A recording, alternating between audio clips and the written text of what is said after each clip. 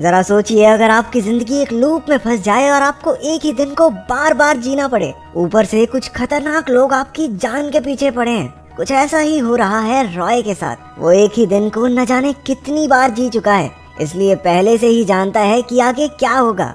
हर सुबह वो न सिर्फ इस एक हत्यारे से निपटता है, बल्कि हर रोज हेलीकॉप्टर में एक आदमी मशीन गन लिए उसे गुड मॉर्निंग बोलने पहुंच जाता है, जिसे रॉय भैया ने चाकू फेंक के मार दिया। इस सब के बीच वो अपनी एक्स वाइफ की फोटो को निहारने लगा और फ्लैट में ब्लास्ट होने से ठीक पहले रॉय खिड़की से कूदकर सीधा एक ट्रक पर लैंड हुआ। वैसे हर बार ऐसा नहीं होता, कभी कभी ट्रक भी रॉय पर लैंड कर जाता है। इसके बाद हर रोज वो एक आदमी से उसकी कार छीनता है, जो हर रोज चिल्लाता है, कोई बचाओ, मेरी गाड़ी छीन रहा है ये आदमी। वहाँ से जल्दी निकलने के चक्कर में वो गाड़ी तेजी से भगा रहा था और फिर ये हुआ। इसके बाद स्क्रीन पर लिखा आता है अटेम्प्ट 79, मतलब रॉय अब तक इस दिन को 79 बार जी चुका है। इसके बाद रॉय को इतना तो समझ आ गया था कि कोई तो उसे मारना चाहता है, मगर क्यों ये नहीं पता। कभी रास्ते में कुछ औरतें उसे गोली मार देती तो कभी एक बौना उसे बम से ही उड़ा देता। ग्वान यिन नाम की एक तलवारबाज लड़की हर बार उसे मारने से पहले अपना नाम बताती थी। इसके बाद उसका एक हमशक्ल भी था जो उसकी जान के पीछे पड़ा था। रॉय को भरोसा था कि उसकी एक्स वाइफ जेमा उसके सभी सवालों का जवाब दे सकती है, तो उसने जेमा को कॉल लगाया, मगर कॉल उसके बॉस वेंटर ने उठा लिया, जिसके पीछे एक बहुत ही भड़कीली सी मशीन थी। उसने ये भी बताया कि जेमा की तो कल रात को ही एक एक्सीडेंट में मौत हो गई, यानी उसका टाइम लूप शुरू होने से पहले ही जेमा मर चुकी थी। वो बहुत हताश हो गया, लेकिन उसके पीछे लगे ये खतरनाक लोग उसे दुख भी नहीं मनाने देते। अगले दिन हर रोज की तरह रॉय तेजी से गाड़ी दौड़ाकर अपनी जान बचाता भाग रहा था। उसने किसी तरह उसका पीछा करने वाली औरतों से वो ग्रेनेड लॉन्चर छीन लिया और उन्हीं के हथियार से उन्हें उड़ा दिया। इसके बाद रॉय अपने फेवरेट नूडल कैफे में पहुंचा और थोड़ी पेट पूजा करने लगा। इसी बीच हम डेव को देखते हैं, जो एक सिक्योरिटी कंपनी में काम करता है। दूसरी तरफ डाई फैंग नाम की एक फेमस चाइनीज तलवारबाज भी वहाँ मौजूद थी। रे ने शराब पीते हुए नोटिस किया कि घड़ी में 12:47 हो गए हैं। इतने में सभी लोग इकट्ठा होकर रॉय को मारने आ गए और उसे गोलियों से भून दिया। इसके बाद हमें रॉय के टाइम लूप में जाने से पहले का दिन दिखाया जाता है। वो अपनी एक्स वाइफ के ऑफिस में सिक्योरिटी डिपार्टमेंट ज्वाइन करने के लिए अपना रिज्यूम देने गया था। पता चलता है कि सिक्योरिटी की जरूरत ऑफिस वालों को नहीं, जेमा को है। जेमा ने अचानक से रॉय के सर से कुछ बाल काट लिए। उसका व्यवहार बड़ा अजीब सा लग रहा था। उसने रॉय से पूछा कि क्या उसे उसका भेजा हुआ जन्मदिन का तोहफा मिल गया था। जेमा ने रॉय के गले लगकर उसके कान में कहा कि वो ओसाइरिस वर्ड को याद रखे। तभी 3 गार्ड्स वहां आ पहुंचे और उन्होंने रॉय को बाहर भेज दिया। उसके जाने के बाद जेमा के बॉस वेंटर ने उसे धमकाते हुए कहा कि वो जिस चीज पर काम कर रहे हैं वो एक टॉप सीक्रेट प्रोजेक्ट है और वो अपने पुराने आशिकों को ऐसे ही अंदर नहीं बुला सकती। रात के तकरीबन 3 बजे रॉय एलिस नाम की एक लड़की, जो कि पेशे से एक डेंटिस्ट है, उसके साथ एक बार में बैठा था। एलिस के बाथरूम में जाने के बाद बारटेंडर ने बातों बातों में उससे कहा कि वो इस लड़की के साथ मौज मस्ती भले ही कर ले, लेकिन उसकी आंखों में प्यार किसी और के लिए है।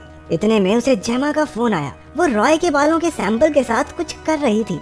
उसने रॉय से कहा कि उसे उसकी मदद चाहिए उस चीज में जिसमें वो सबसे अच्छा है। ये कहकर वो मशीन की तरफ चल पड़ी। क्योंकि वेंटर और उसका सिक्योरिटी हेड ब्रेट सब कुछ सुन और देख रहे थे, तो वेंटर ने जेमा को पकड़कर उसके पास लाने का ऑर्डर दिया। अगले दिन सुबह जब रॉय उठा तो लूप शुरू हो चुका था। उसने जेमा के कहे मुताबिक उसका दिया हुआ जन्मदिन का तोहफा ढूंढा। वो आइसेट और ओसाइरिस नाम की एक किताब थी, लेकिन इससे पहले कि वो उसे पढ़ पाता, हेलीकॉप्टर में बैठकर मशीन गन वाले भैया आ गए और रॉय की गेम कर दी। लेकिन अब रॉय की लाइफ सैमसंग के पुराने फोन की तरह बार बार रिस्टार्ट हुए जा रही थी। कभी कोई मार देता तो कभी कोई। फास्ट फॉरवर्ड करके हम फिर से वर्तमान समय में पहुंचे। रॉय किसी तरह बचता बचाता जेमा की गिफ्ट की हुई किताब के साथ एक अंडरग्राउंड गेमिंग स्टोर में चला गया। किताब पढ़कर उसे पता चला कि आइसेट ओसाइरिस नाम के एक इजिप्शियन लीडर की पत्नी थी। किताब के आखिर में जेमा ने लिखा था कि समय किसी के लिए नहीं रुकता।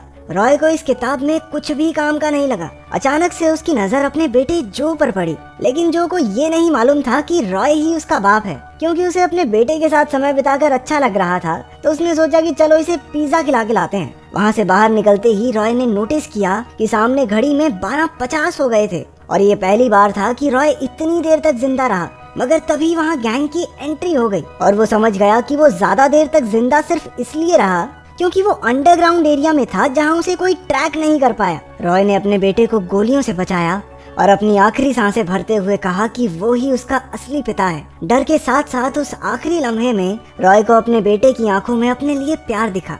लूप के फिर से शुरू होने पर वो एक नए जोश के साथ उठा। उसने सुबह उस पर हमला करने वाले आदमी से पूछा कि उन्होंने ट्रैकर कहाँ लगाया है। अब रॉय कैसे भी वो ट्रैकिंग डिवाइस ढूंढना चाहता था। वो अपने फेवरेट नूडल कैफे के वॉशरूम में गया और अपनी बॉडी और कपड़ों में ट्रैकिंग डिवाइस को ढूंढने लगा, मगर बहुत ढूंढने पर भी उसे कुछ मिला नहीं। फिर रॉय को सिक्योरिटी ऑफिसर डेव की याद आई, जो उस समय नूडल शॉप में ही मौजूद था। उसने डेव से पूछा कि अगर उसे किसी की बॉडी में ट्रैकिंग डिवाइस फिट करना हो तो वो कहाँ करेगा, जिस पर डेव ने बताया कि ट्रैकर छुपाने की सबसे बढ़िया जगह है कि किसी के दांत के अंदर लगा दो। और ये सुनते ही रॉय उसे वॉशरूम में ले जाकर पागलों की तरह अपने दांत उखाड़ने लगा। किस्मत से दूसरे ही दांत के अंदर ट्रैकर मिल गया। तभी वहाँ हमशक्ल रॉय आया और उसे गोली मार दी। अगले अटेम्प्ट में रॉय ने सबसे पहले वॉशरूम में जाकर उस ट्रैकिंग डिवाइस को निकाला। उसने ट्रैकर की मदद से एक एक करके सभी गैंग मेंबर्स को ठिकाने लगा दिया। तभी उनमें से एक के मोबाइल पर ब्रेट का कॉल आया। रॉय के फोन उठाने पर ब्रेट ने उसे चैलेंज किया कि अपनी माँ का दूध पिया है तो आजा लैब में, आजा। अपना रॉय किसी से डरता थोड़ी है। वो भी सीधा लैब की ओर निकल गया, मगर पहले अटेम्प्ट में तो गाड़ी दीवार में ठोक के स्टार्टिंग में ही ब्रेट के हाथों मारा गया। मगर अगले अटेम्प्ट में गाड़ी उड़ाकर उसने लैब में सीधी एंट्री मारी। जब गार्ड्स गोलियां बरसाते हुए गाड़ी के पास गए तो पता चला कि ये तो रॉय का बिछाया हुआ एक जाल था। गार्ड्स के पास पहुंचते ही उसने गाड़ी में रखे एक्सप्लोसिव्स फोड़ दिए। उसने हमशक्ल रॉय को ठिकाने लगाकर उसका सिक्योरिटी बैज भी ले लिया।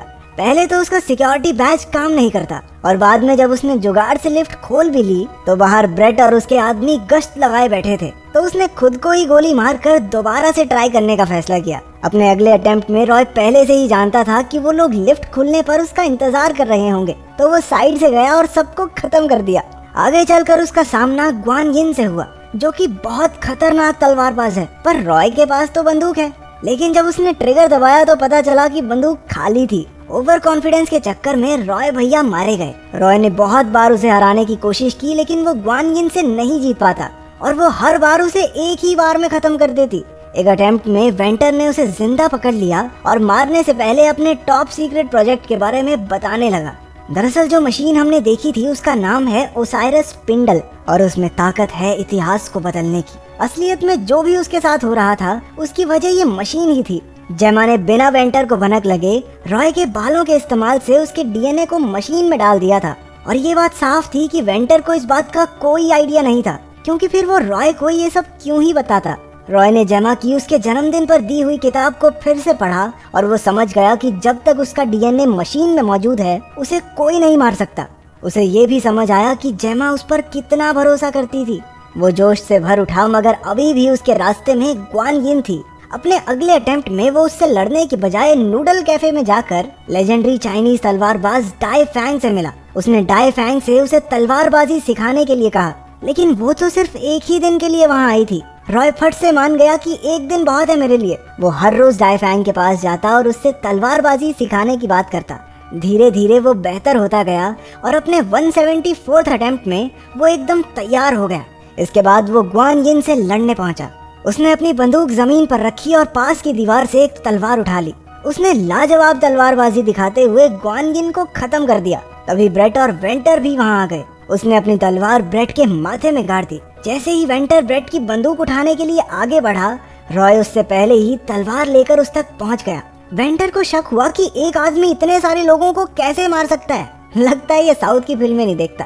खैर वो समझ गया कि जेमा ने मशीन के इस्तेमाल से उसे समय के एक लूप में डाल दिया है। वेंटर ने रॉय को बताया कि जब वो यहाँ आकर उसके गुंडों से लड़ रहा था तो उसने उसके बेटे जो को मारने का बंदोबस्त कर दिया था। ये सुनते ही रॉय जल्दी से जो के पास पहुंचा, लेकिन वहां पहुंचकर उसे पता चला कि वो पहले ही मर चुका है। अपने बेटे की मौत देखने के बाद रॉय सारी उम्मीद खो चुका था। वो जानबूझकर हत्यारों को अपने आप को मारने देता, लेकिन एक दिन उसने सोचा बस बहुत हुआ। जब ये दिन बार बार चलना ही है तो क्यों ना उसे अपने बेटे के साथ बिताए। तो रॉय हर दिन जो के साथ गेम्स खेलते हुए बिताने लगा और शाम को जब वो दोनों एक बेंच पर बैठे होते तो सब खत्म हो जाता।